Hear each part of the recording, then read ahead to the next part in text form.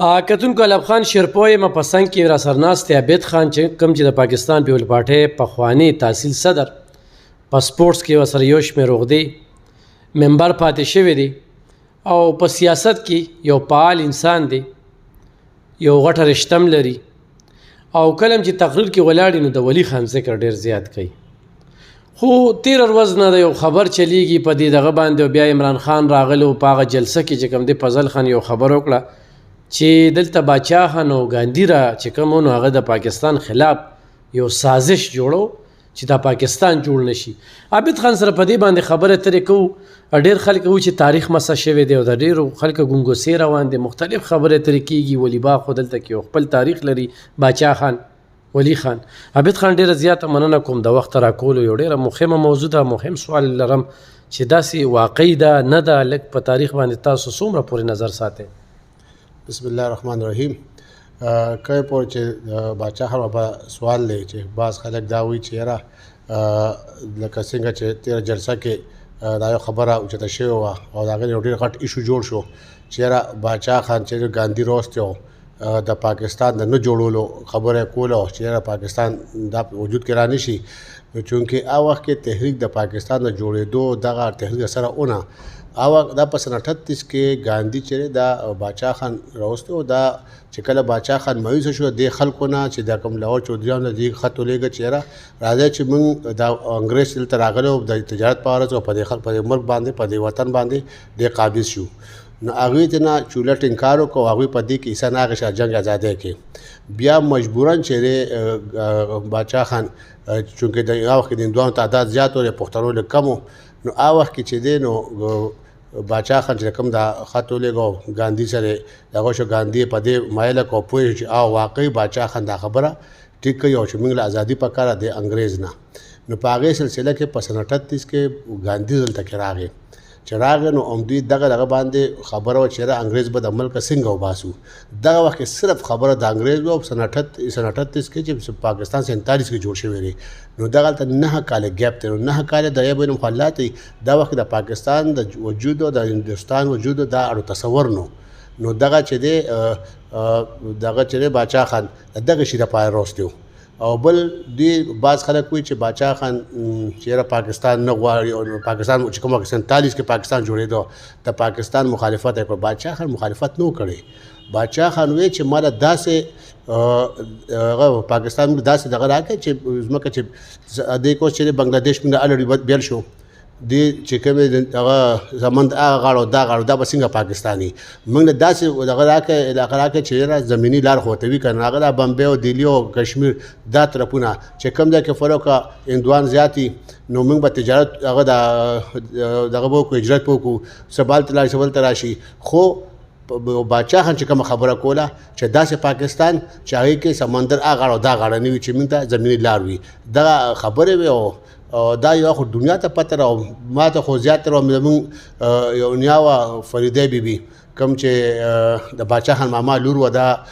زما خیال 5 خویندې وې، یو محموران وه، یو فریده بیبي، یو زرشي بیبي، یو الماس بیبي، دا ټول د باچا خان هغوی نوي کې فریده بیبي چې وه نو هغې به موږ ته چې واړو موږ به ناست وو، موږ ته به د باچا خان دا قصې کولې او دغه کول د هغه دا جدوجهد د هغه سخته د هغه ژوند د هغه بېهوشه کېدل په پروت د وینو ډک دا ټولې فریدې به وې چې موږ به خپل د ململ لوپټې وشولې، باچا خان له بېهوشۍ په حال کې سرونه تړل. نو دا یو تاریخ، دا یو حقیقت دی، دا د خلکو څوک خبر نه دي. او د بل د باچا خان بابا قربانۍ څوکمني نه زه خو تحریک انصاف مرګو دا یو واضح کوم چې تاسو د خپل عمران خان خو لګورئ که نه چې عمران خان د باچا خان بابا څه وایي، ځکه چې عمران خان باچا خان بابا چې دا سټډي کړی ولي خان سټډي کړی دی، نو دا یو حقیقت دی، دا یو عظیم لیډرانو. نو موږ دا وایو چې یاره یو سړی سیاست کې خپل کارکردګي دی وښیي، خپل دغه دی وښیي چې زموږ سره څنګه چې زموږ د تحریک انصاف د عمران خان غټې کارکردګۍ دي، نو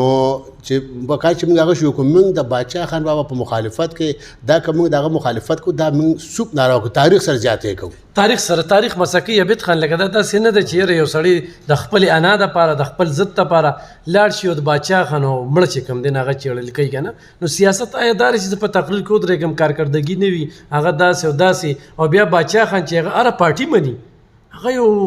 عوامي لیډر او عوامي کس و که نه لکه دا نه ده چې عمران خان څنګه تاسو ذکر وکړو په خپل تقریر کې ویلي دي دغه شانتې د نواز شریف پارټۍ والا ویلي دي پیپل پارټۍ ویلي دي ارې پارټۍ مشرانو بېنظیره دی ولي باغ ته راغلی ده نواز شریف دی ولي باغ ته راغلی دي ګوره جي د ولی خان باچا خان بابا خدای خدمتګارو زه ته یو خبره کوم د ما یو ملګرو د ترنور نه مخکې د هغوی ځای اجازه یې اوس وفات شوی دی نو زه د هغوی ځای تللی وم نو ما ته یو ځل وایي چې یاره دا هغه ځای چې هلته باچا خان بابا شپه کړې وه نو زه تا ته د باچا خان بابا یو لوی صفت ښیم اره 1200 جربو لوی خانو دا د هغې مالک و د هغه د ځمکه وه او ډېره قیمتي ځمکه د 1200 جربه د باچا خان بابا دا ځمکه وه یو لوی خانو د دې اشنغر خو د هغه غټ صفت ښیم چې په هغه حجره کې د هغه شپه وه د هغه د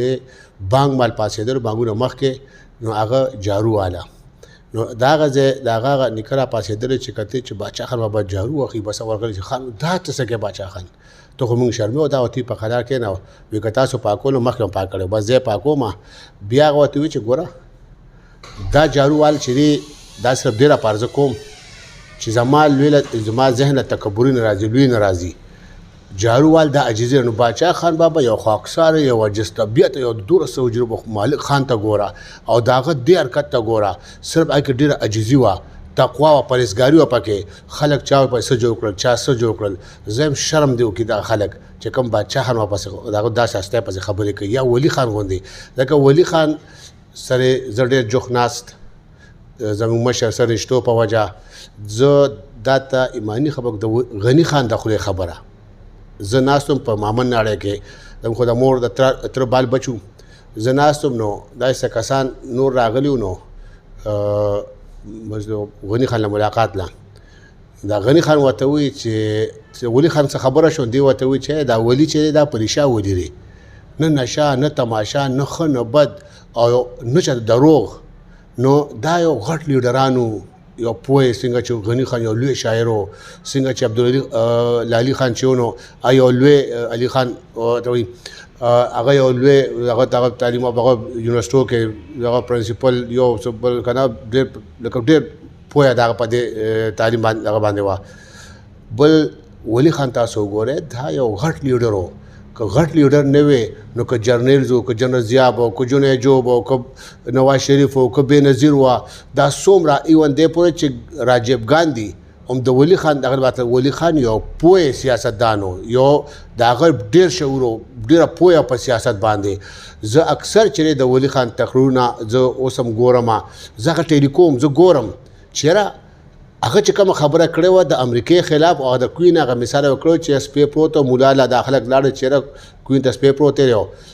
ناوته چې شپېته برقې وباسئ شپېته برقې ته وکړ بیا چېرې خو مغه شان دی مولا ورته چې تاسو سپی وکړئ که نه راوته چې نه که 200 ته وباسئ نو دا خو نه پاکېږي ویه دی چې دا سپی د کوین لړ شي نو بیا به دا الو پاکېږي ویه دی امریکې هم دقه سپی مثال دی چې د امریکا دې ځای لړ شوي ني نن همغه جدوجهد هغه جنګ چې عمران خان راغشتی دی او امریکا بار کړه دې ځای نه څه ناڅه امن راغی په دې ملک تاسو وګورئ نه خودکش ته نه پکې ښه شته نه دماکې شته صرف عمران خان او مغه چې دی په هغې عملي کار وکړو اوسه پورې د ولی خان په هغه باندې چې عملي کار نه کړی او چې کله عمران خان دې شي کامیاب شو اگر چې خپل وزارت وزیر اعظم دی په بیله خو په دې ملک کې امن راوستو ډېره زیاته مننه کتونکو دا عابد خان انشاءالله زه به ریډیو ته راغواړم په دې تاریخ په سره تفصیلي خبرې ترې کوم اجتماعي خبره کوي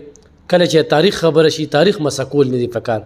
زه د نصیر خان پوسټونه وینم چې یار محمد د هغوی چې نیکه د هغوی پلار او باچا خان سره په دې جدوجهد کې استقبال کې ورسره ولاړو دغه ما کتلی یم دغه کور نه چې کم دی نو دغه شانتې خبرې راځي چې باچا خان شخصیت نه څوک انکار نه کوي څنګه چې دوی ذکر وکړو ولی خان لالي خان غني خان دا د باچا خان بچیو درې واړه بچي چې کم دی هغه اکیډمۍ وي یو په سیاست کې بل په ماهر تعلیم و بل په شاعرۍ کې نو عابد خان کې دا یو خبره دار چا خوښي چې سپینه خبره کوي ډاګیزه خبره کوي سیاست کوي خو غلامي نه کوي هر چا سره د خپل لیډر د پام کوي په هر اندازې کوي چا سره چې دې وخت کې په پارټۍ کې دی د عمران خان حوالې سره چې د هغه کم تاثرات دي هغه هم تاسو واورېدل خو په دې باندې خفګان عام سړی محسوسوي کم نوی کول خو د باچا خان نه نی خبر نو باچا خان کتابونه سټډي کې د ولی خان کتابونه سټډي کې چې دوی سونه باچا خان د جون زیاتره حصہ په قیدو بند کې تیرا کړی دا نو ډېره ښه موقع و د عابد خان په دې خبرو کې یقینا موږ ته ډېر زیات معلومات رالل ډېرې خبرې پې کېږي خو انشاءالله بیا به پې کو ډېره مننه خوشحاله